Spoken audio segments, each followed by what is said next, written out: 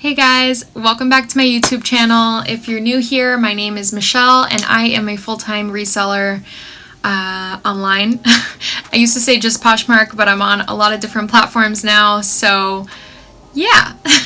Today we're going to be talking about taxes, and I first and foremost just want to say I'm not a CPA. I have never been one to claim myself to know all of the ins and outs of taxes, but this is something that I think is going to be really helpful for a lot of you, and I'm just going to share my own personal experience and what I do to prepare for taxes, because that time of year is here. It's here. We're doing taxes now. So I'm just going to share what I'm doing to prepare for taxes and what my own CPA has requested of me and what I've done in the past, and I hope that's helpful for you. If it's not, you can let me know. My situation currently is actually it's not complicated at all. I have no dependents. I don't own any property or anything like that, so it's pretty straightforward. But I want to just jump off with this video to talk about the cost of having a CPA is going to vary from person to person. There are different tax professionals out there, and you can very easily and for very low cost do your own taxes on your own, doing like TurboTax or something like that. And I did that last year and that was fine. But because I moved, I've worked in several states, living in one and working in another, and then I moved again. It was just going to be a lot easier for me to just have a CPA, especially with the business having grown so much. It's just one less thing I have to worry about. There's lots of things you can do throughout the year to prepare for this time of year to make it easier for yourself, and so that's what we're really going to be talking about today. And if you're kind of already in a bad situation, I just recommend speaking to someone who's a professional and can help you out much better than a YouTube video can. There is obviously a cost associated with getting professional help. My CPA, I think, is very affordable, but again, it varies from person to person. A lot of them offer free consultations, and I believe you can just look up to see who's near you and get a few different quotes from people. But when you're filing taxes for various states, and if you've got an LLC versus you're just filing your taxes as an individual, then it's just going to mean something different in terms of cost. TurboTax, I think, costs something around $100 or $200, right? Something like that. I don't know the exact number, but having a CPA is definitely going to cost more than that. My CPA this year is going to be charging me somewhere around $600 for 3 states, and then plus my Schedule C, which is for the business, and that's all of the expenses. So that's something to keep in mind, but I think I'm paying a little bit more than you normally would because I am filing for 3 different state taxes and for a business. So anyway, I'm just going to leave that there. So last year when I did my taxes on my own, I did use TurboTax, and I downloaded a form from my friend Emelie, this form is no longer available on her website, but if I can find a way to link it or something, I will. It just gives you sort of a checklist of things to review, while you're preparing your taxes, all of the documents you're going to need to collect. The number one thing I do to help get myself ready for this situation of taxes in the first place is I keep all of my sales on one spreadsheet, and I have QuickBooks, which is QuickBooks Self-Employed, and that will just account for all of the expenses that I have throughout the weeks and months and year, whatever. It accounts for everything. So I can download a profit and loss statement from that, but I'm really able to track all of my expenses through QuickBooks because it links all of my cards and my bank accounts to the Self-Employed app. So then I can just review each of the transactions to say this is business, this is personal, this is business, this is personal.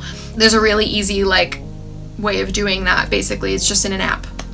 So I hope that was clear. So obviously you're going to need your personal information. All of that information is pretty straightforward, but you're definitely going to need any income information. So that would include W-2s from a job that you had, 1099s, which would be from any other kind of income you got from any other kind of side job or investments or whatever.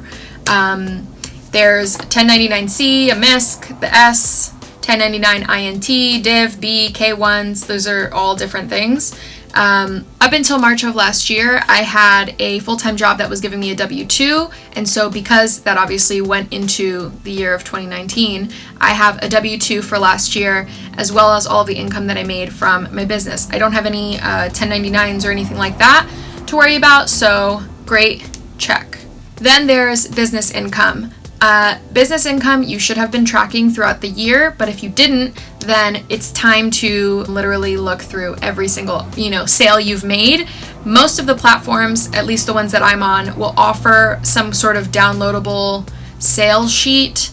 I'm actually not sure if Mercari does, but anyway, like Depop offers it, Poshmark has the sales report, I know eBay does it. The RealReal makes it really easy for you to understand what sales you've made. I don't know about Tradesy or the other platforms, but you really just need to track the total income you've made. So if you made $200 in sales from selling 20 items for $10 a piece, then that's great.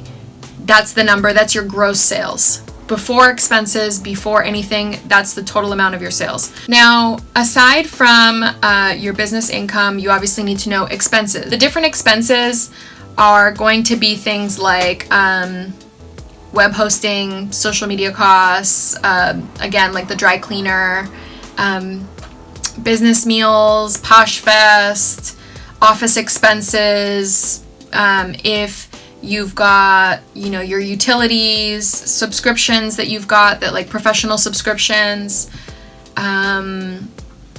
I had the expense of my my virtual assistant that I sent a 1099 to, which we can maybe go over later. Car expenses, also Wi-Fi, in-house office, all of those things are different expenses. There's a standard deduction that I know you can take on your in-home office, but if you can also you can either do the standard deduction or you can do like the exact calculated square footage. When you're calculating your in-home office and like the space inside of your home that you can deduct, that's whatever dedicated space that you've got for your office, and as far as I understand, and any other space that you're using for your inventory, that's a dedicated space just for you to work. So it's not like, you're working on your couch, that's not a deduction. But if it's like you keep your inventory in this specific closet and nothing else goes in there, then that closet is also part of your deduction. That's my understanding of it. Your car expenses. I know some people track like January 1st my mileage was this, and at December 31st my mileage was this. I actually track the exact miles, and I do that through QuickBooks. It runs in the background on my phone, and it tracks the mileage and the location that I'm in. Some people don't like doing that. There are a lot of different apps that you can use. This is just what I do and what works for me.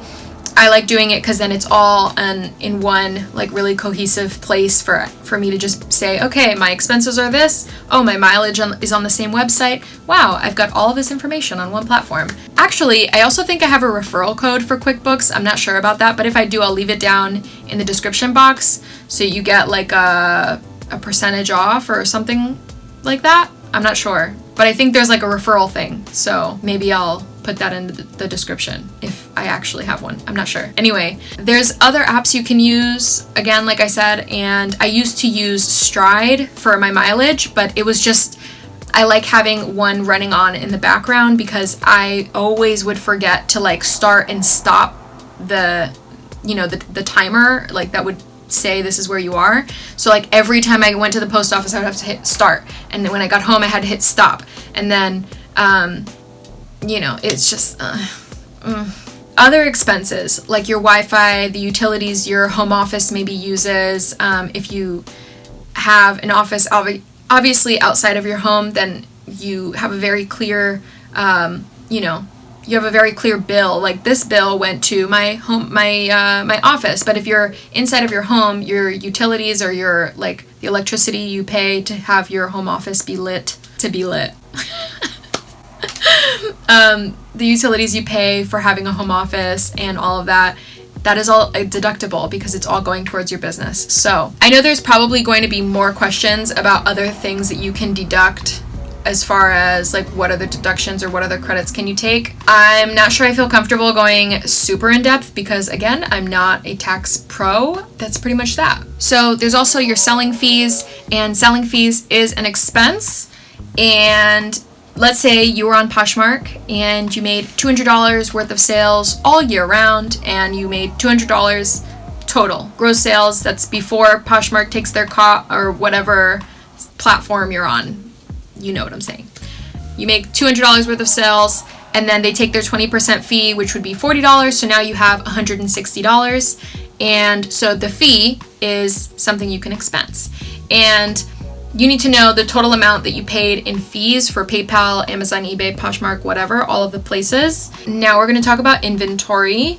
So there are two methods for accounting for your inventory.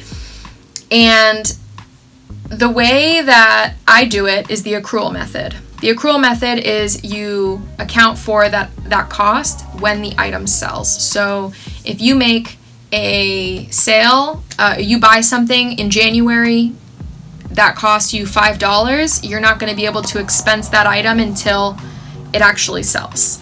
The other way of doing it is the cash method, which is when you just account for the cost, you deduct that inventory when you actually purchase it. So you in January spent $200 on inventory, okay, you've got $200 that you can deduct.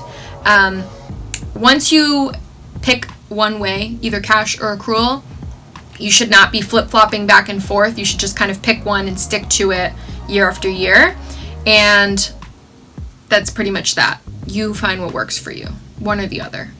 But anyway, because there are two different methods, you're just going to have to figure out, whatever way you are accounting for your inventory, you're going to need to get the total amount of the inventory that you're going to deduct, and that also goes on your taxes. Charitable contributions and donations is something we haven't talked about just yet, but any of the inventory that you've donated, any money that you've put towards a cause, anything charitably that you've given, that is something you can put onto your taxes and say that you've made this donation, and you just need proof of it. So at this point, we've gone over your gross sales, your expenses, selling fees. I didn't really talk about it, but your shipping fees, of course, anything that you've paid towards shipping, and mileage, home office deductions, and now charitable contributions. All of those things are what is that, top 6 or 7 items that you're going to need to collect for yourself for your taxes. Okay, so something we haven't talked about just yet is income adjustments, and that's going to go under like medical expenses. So self-employed health insurance, which I am now.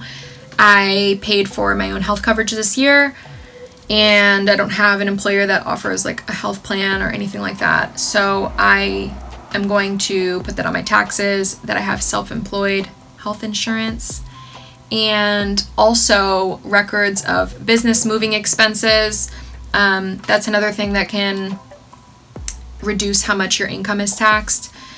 So those are things to account. There's a few other things that you can do to reduce your income, which is receipts for qualifying energy efficient home and home office improvements, and then self-employed pension plans.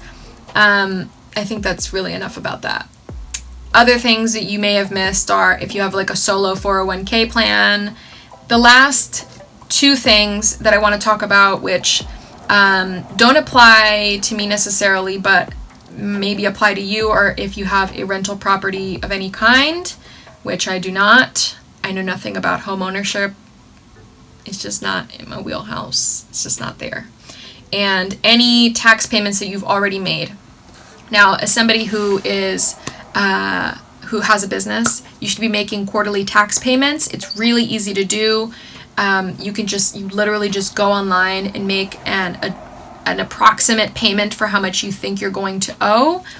I would actually recommend Not Your Dad's CPA I think he did a webinar. There's a tax course actually that he has, the Reseller Tax Academy, which I would recommend just for getting up to speed with general tax information and how to better prepare yourself. But you should be making estimated tax payments, and those are really easy to do. But if you don't do them, you're going to have to pay them all at once now. So I did not make any quarterly payments. That is my own fault. I'm going to have to pay the piper now. So yeah, I already briefly mentioned it, but I would highly recommend checking out the resources that I include down below in the description box. This is pretty much it. This is all of the tax information that I have. It's actually doing taxes this year is going to be pretty painless because I have a CPA. There are just a number of different documents and like numbers that you need to have on hand for doing your taxes, but it's not scary, and actually getting an accountant or a CPA to help you to do it is going to make it much easier.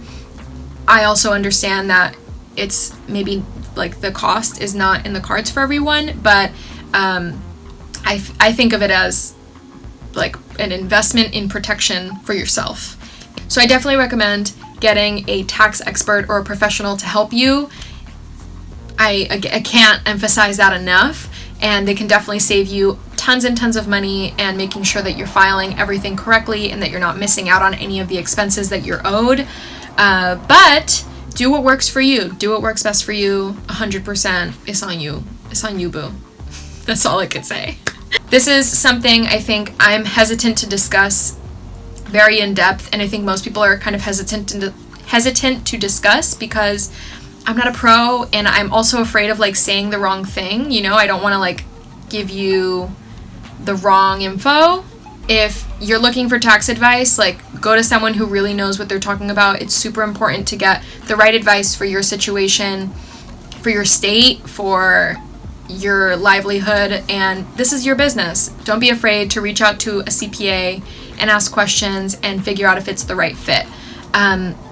There's so many different people who are available to do this, and I don't think it needs to be scary. It doesn't need to be overwhelming, but I know that it is. So as long as you are tracking all of your sales and your income throughout the year, you're not cutting corners, then you're going to be fine. And that's it. It's going to be good.